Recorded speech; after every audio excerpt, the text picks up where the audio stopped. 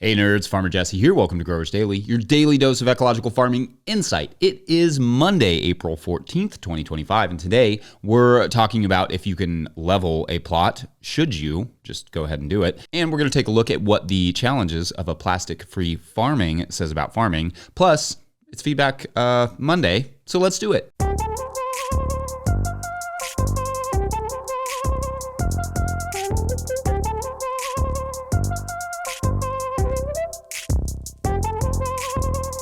All right, well, welcome to Monday, friends. Obviously, I missed Friday because, well, I went down with dehydration. Basically, and I've mentioned this before, but since I was young, I've had issues with managing my own hydration, and for the most part, I've gotten pretty good at avoiding dehydration spells, but I must have just completely overdone it last week because I was wrecked on Friday.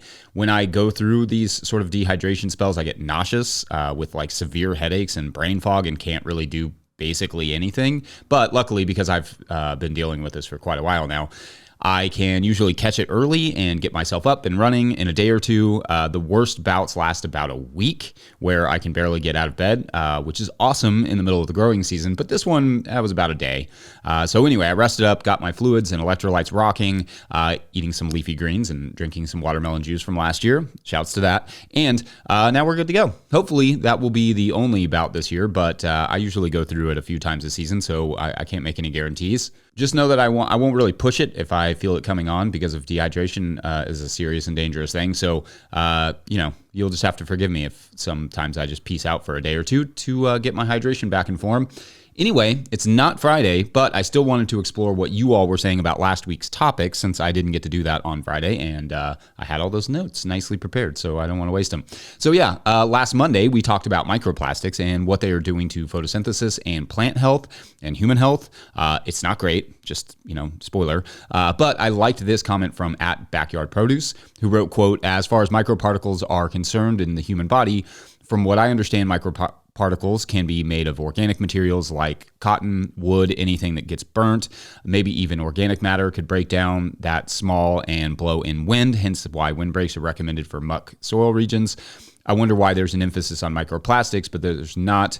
Other microparticles that in my environment are way more common, mainly smoke and dust from compost," end quote. Thanks. And the simple answer to those, to that and those other things that you listed, albeit some of them like smoke absolutely can be harmful, most of them biodegrade and plastic doesn't. So if you inhale something like cotton fiber or dust or ashes or whatever, it will eventually decompose and pass through. Plastic cannot and does not do that. Now, there may be some exceptions, cellulose products that are close to plastic, or obviously smoke particles, that sort of stuff can be highly dangerous. But by and large, organic materials decompose in or out of the human body, or in or out of the plant or whatever, the soil, etc. And plastics don't do that. I had a veterinarian, in fact, write me after that episode and tell me, quote, "I have found plastic during surgery 3 times in places where it had no direct access and no identifiable route to entry," end quote. So yeah, excellent conversations and comments all over that thread though. So thank you all for that. On Tuesday, we discussed fire ants, and a few things came up, such as what a few of you said, like @Cheryl Schaefer 9965, who wrote, quote, "Hey Jesse, love your pod. Just a note on boiling water for ants, which I use every year in my walkways and driveway. It works great, but please note that boiling water also kills plants. So if you pour boiling water in your beds or lawn, you should expect that it will kill your crops/grasses. I also use boiling water to get rid of creeping weeds in my gravel walkway," end quote. Yeah, thanks. Great addition. And yes, indeed, boiling water can help alleviate weeds to some extent, thus why steam weeding can be effective. But I'm generally less worried about that, only because plants are pretty resilient, but also ants have also cleared many or most of them in the space that they are in order to mound and build a colony in that area anyway. However, that is something to be aware of, especially if the mound is near a prized perennial, for instance. You don't want to kill that off while killing your ants when you could maybe use something else. There are various recommendations in those comments as well for treating fire ants. If that's something you're going through, I would read through that.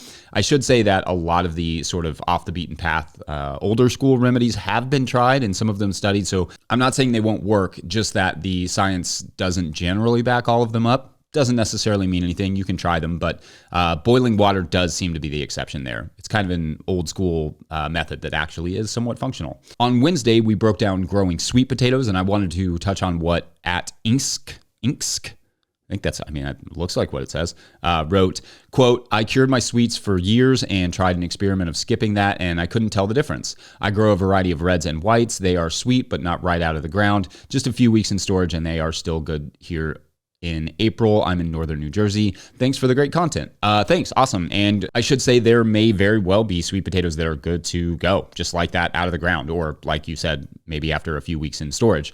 Totally possible. But generally speaking, curing, and this is according to the research, in my experience with our sweet potatoes, it helps to retain storage life. It heals cuts and bruises more rapidly. It decreases the amount of weight, yield, in other words, loss to dehydration. It can decrease the disease susceptibility as well, and also naturally sweeten the sweet potatoes considerably. But like I said, every variety can be different. So generally, I recommend curing. But if you like your sweet potatoes as is, don't listen to me.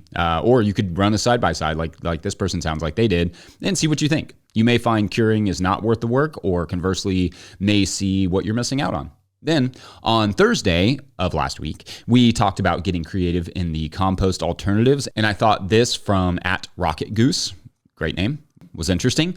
Quote, I work at a community garden on a tiny island 1 mile across off the coast of Scotland. That sounds awesome. Getting compost here is logistically complicated, so we collect about 30 tons of seaweed over the winter to put on the beds lasagna style, then supplement this with our homegrown compost and grass cuttings in the summer, end quote. Thanks. And yeah, in my experience, almost every region has its wasted organic material or two. Figuring out how to employ it is the challenge. Now, I'm sure some places are rich with seaweed, but also remember that seaweed provides a lot of habitat for local sea and beach ecology, turtles, birds, etc. So obviously, just be considerate of that if and when you are going to remove it and use some seaweed. Great stuff as always last week, you all. Really appreciate every one of you dearly and for letting me have a little rest day. And I will take care of myself if you all promise to take care of yourselves. Otherwise, we're going to take a quick break, and when we come back, leveling ground if you got the means. But first, a quick word from our friends at Rimmel Greenhouses. Whether you're growing tomatoes for market, flowers in the spring, or vegetables for your family, growing in a high tunnel protected from the weather provides the right environment for a harvest you can count on. Rimmel Greenhouses are strong, durable, and easy to assemble, offering the quality you need to grow productively year-round. The team of experts at Rimmel Greenhouse Systems will be your trusted partners to ensure you get exceptional value from your greenhouse or high tunnel investment. Visit Rimmel.com today to get growing.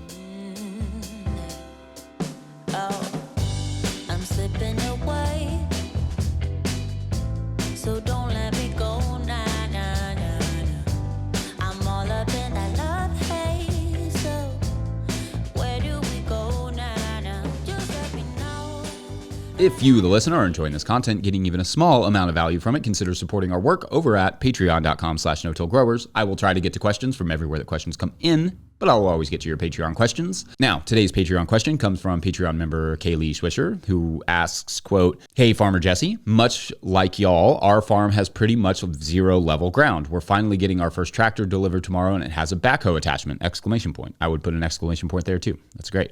Honestly, I never thought we'd own such a big piece of equipment, but the stars really aligned, and we got it from a neighbor at a crazy good deal. So that brings up the question I never thought we'd have to consider, which is, should we consider grading our ground to make it more level for our permanent beds? The incline isn't crazy for the most part, but it's far from flat. I do worry about the process of grading hurting the soil ecology with all the digging required. Do you think the trade-off of a flat growing area is worth the soil disturbance? End quote. Thanks, Kaylee, and great question here. Basically, what you're asking is, if you had the time and equipment, would it be worth leveling the ground before installing the garden? Now, I'm not going to bury the lead here. If you're talking permanent beds with like borders, you probably don't need to level because the permanent bed kind of levels it. You level the permanent bed when you put it in. But if you're talking permanent beds like we have, like just in-ground permanent beds, yes, it probably would be a good idea to level them. But let's back up and talk a bit about why I arrived at that conclusion. So since I started farming, I've basically only ever farmed on uneven ground in a wet climate. So that is all I really have personal experience with. And I can say honestly, having tried basically everything up to and including leveling the ground before installing the garden, leveling the ground is going to be the right call 9 out of 10 times, maybe even 99 out of 100.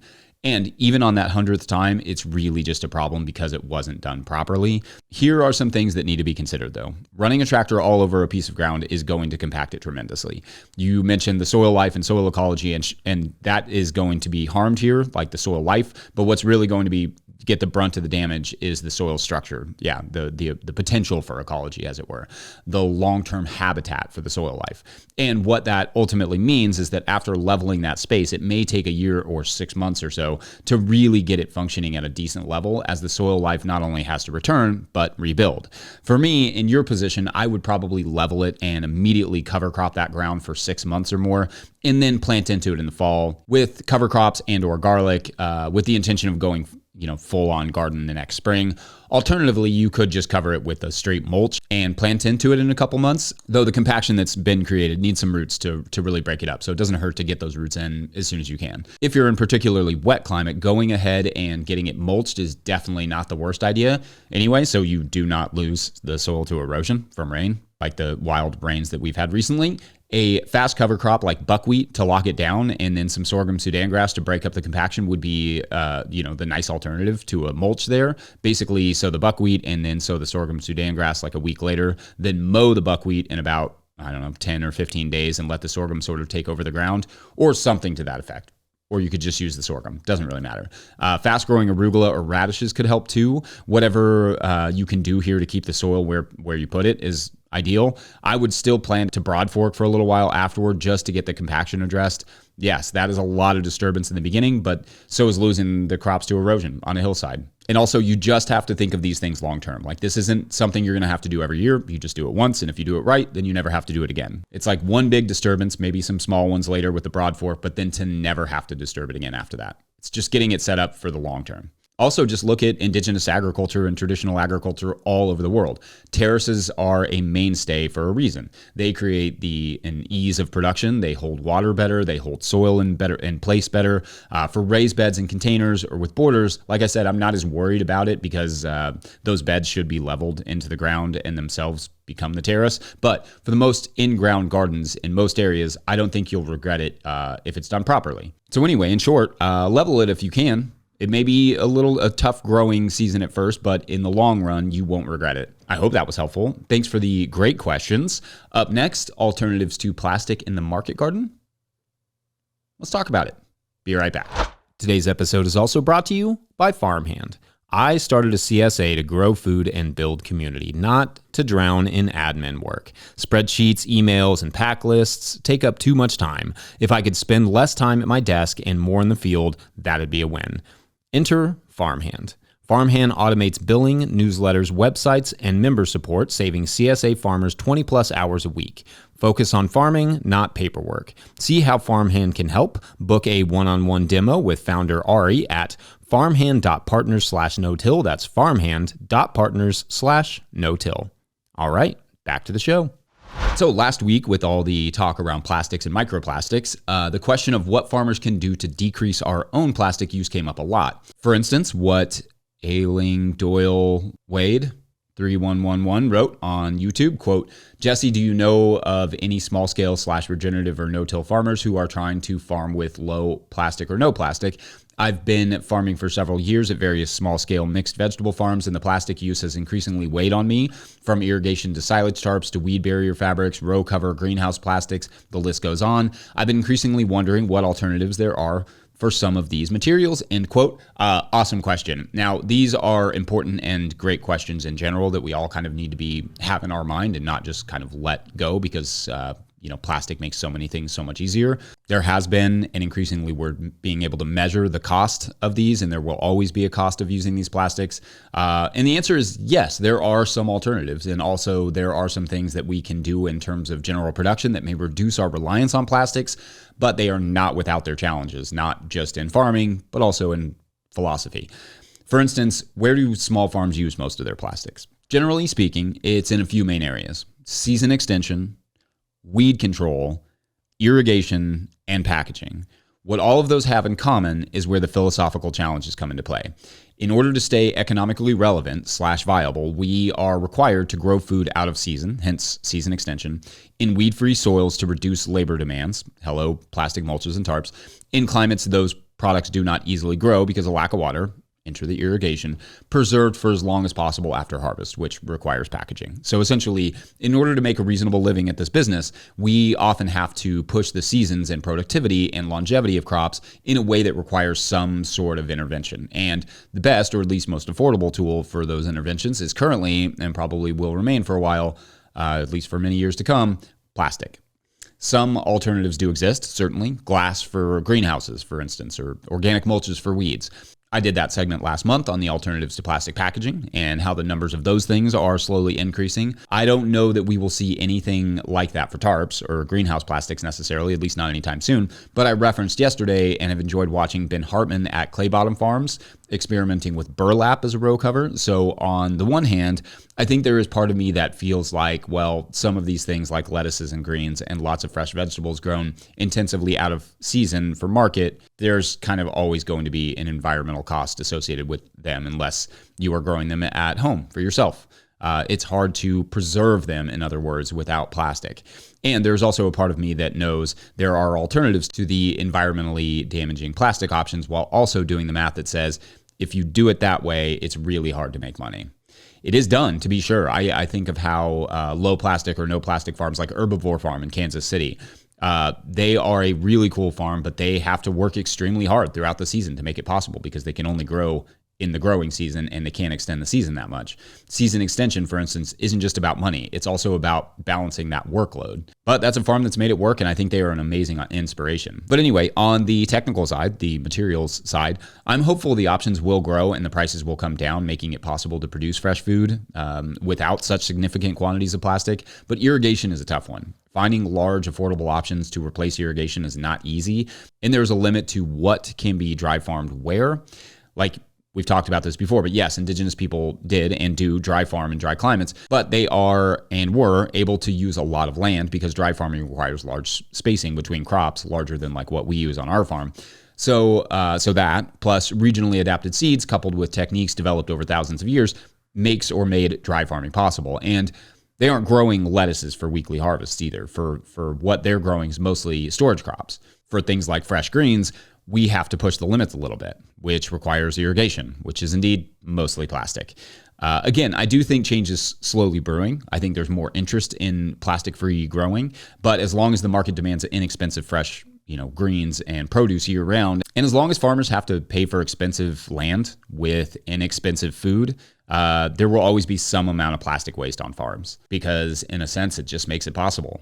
Row covers, landscape fabrics, all of that. That isn't an endorsement of plastic or necessarily an endorsement of growing food out of season. It's just a reality of this sort of business. And I think we can make it better. So let me know your thoughts and also any other commercial farms who are adhering to low or no plastic in their production so we can all follow along. Otherwise, we're going to wrap this week. Don't forget we are now officially a 501c3, so donations are tax deductible and greatly appreciated. There are links in the show notes. Please make sure to like and subscribe and or follow wherever you're getting this podcast. That's an easy way to help us out as well. Enormous thank you to all of our show sponsors. And if you'd like to sponsor this show, you can reach out to Farmer Michelle at no-tillgrowers.com. Huge shouts to Willie Breeding for the theme music, Mike Hilbert for the production help and editing, and the team at No Till Growers. Also, shouts to Epidemic Sound for the background music that you can hear. Pick up a copy of the Living Soil Handbook or the Seed Farmer at no-tillgrowers.com to support our work. Big thank you to everyone over at patreon.com/no-tillgrowers, where at a certain level, or if you just bump up from one level to another, or sign up in the month of April, still April, right? Yeah, April, you get a shout out on the show. So big shout outs today to Philip Dion. Oh, that's fun. That's like a very bouncy name. I like it. Rhonda Hunt. Lettuce. It's about dang time, Lettuce. Madeline Shaw. Keelan O'Sullivan, and John Rowe. All right, so to recap what's been going on last week on Farmer Jesse Makes Up a Story about the Patreon members, you will remember we never got to conclude the Potato Energy Farm story. This is a farm where judges order people in trouble to go work on a secret farm that grows a particular brand of potato for energy storage. And you will remember that some of our crew decided to eat a few of the potatoes, but they knew that the farmers had a microwave in the office. So they had to break into the office, climb through the window with the potato carefully wrapped in a towel so it wouldn't burn them. This is essential. But as they were getting ready to bake that potato, they saw a folder that read Feeding Schedule 2025-2026, and one of the members, let's say it was Lettuce, decided to open the file. And what they saw would change their perspective entirely on what they were all doing there. That is for tomorrow on Hot Potato. Okay, we're still workshopping the title here, but thanks for watching and or listening. We will see you tomorrow.